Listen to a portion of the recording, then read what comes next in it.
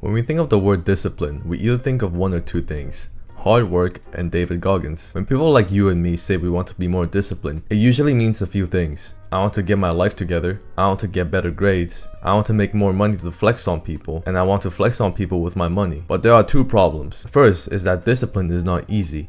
If it was, then everyone would have six packs and would be driving around with Lamborghinis and Bugattis. The other problem is that we think that a random motivational TikTok at 3 a.m. in the morning is going to get us to be disciplined the next day. But we know damn well that we're hitting that snooze button as soon as that 5 a.m. alarm clock goes off that we set for ourselves. So how do we actually become disciplined? But before we actually know how to be disciplined, we first have to understand why it's so hard to be disciplined in the first place, and why we choose to play video games and doom scroll instead of getting our life together. First, we need to ask ourselves this one question: why do you want to be disciplined? Well, it's probably because you have a goal you want to achieve, but forcing yourself to do the necessary work is a struggle for you. But why is that? Well, because every single technological advancement in our modern society has conditioned our brain to crave comfort and avoid any discomfort, which makes being disciplined so much harder. For example, are you feeling hungry but got no food in your fridge? Well, you can get McDonald's in 5 minutes with a few clicks on your phone. Want a feeling of progress in life but you don't want to put in the work? Well, you have video games. Want a feeling of love but scared to talk to women?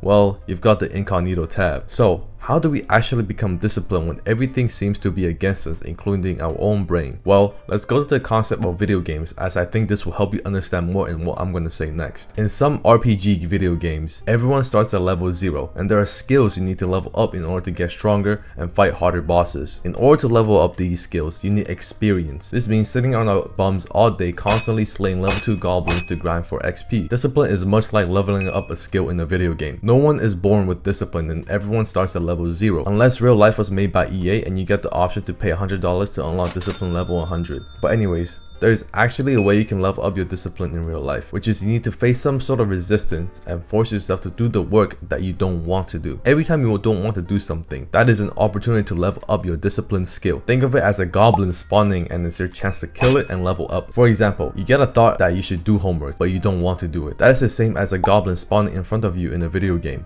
An opportunity to level up. Then you force yourself to do homework, gaining discipline XP, which is equivalent to killing the goblin in the video game. Getting better at being disciplined is like getting better at shooting basketballs. You don't get better by watching countless videos on how to shoot basketballs like how you're watching this video right now on how to be disciplined. You only get better by practicing over and over again. In shooting basketballs, you shoot over and over. In being disciplined, you do the task when you don't feel like it over and over again. When we see that Asian kid that's pulling 12 hours of studying every day, we automatically think that he's just born with that level of discipline. But in reality, they've just been training and been leveling up their discipline skill longer than you have.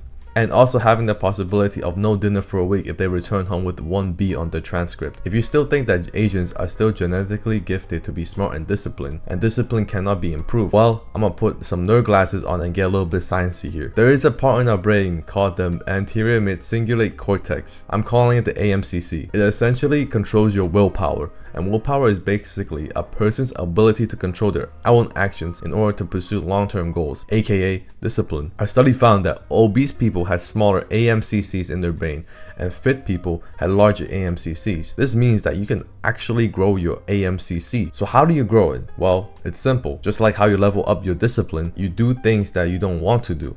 But going to the gym 6 times a week, 2 hours a day may feel like SEAL training for most people.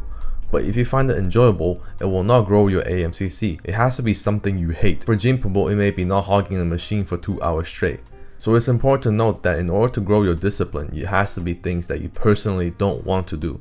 Now, you may feel inclined to study for 8 hours straight and run 20 miles every day at 5 a.m. in the morning, but that's just setting yourself up for failure. First, look around your room. Did you even make your bed this morning? Do you have clothes laying around the floor? Do you have moldy pizzas on your plate? Does your room look like a polluted river? If it is, then it's a sign that you're not ready for an 8-hour study session and a 20-mile run. You want to start with the small disciplines first. If you don't have the discipline to make your bed in the morning, how would you even have the discipline to study for 8 hours or run 20 miles? It's like trying to fight a level 100 boss when you're only level simple one. The way you act in small situations will often be the way you act in bigger ones. How you do anything is how you do everything. Small disciplines and annoying chores like doing dishes or something as simple as making your bed or even cleaning your dog's poo are actually really important and shouldn't be overlooked. Since these chores happen so much throughout our day, it opens up more opportunity to level up our discipline. It's like having more goblins spawning to kill for XP. If you make it a habit of washing dishes or cleaning your dog's poo every time you don't feel like it, you will consistently train your discipline. Over time, your brain will automatically start doing tasks you usually avoid, making discipline easier because you've conditioned yourself through small annoying chores. This is similar to the compound effect, where small actions accumulate to big results. Now, if you don't know where to start, you can set yourself daily, weekly non-negotiables.